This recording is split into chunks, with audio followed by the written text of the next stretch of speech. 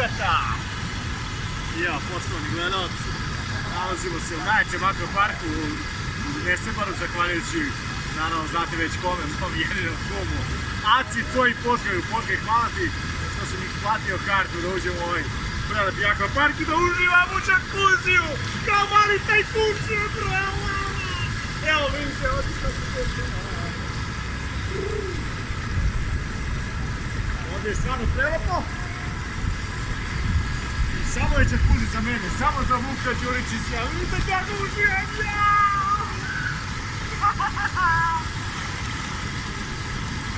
Volim life, volim vas!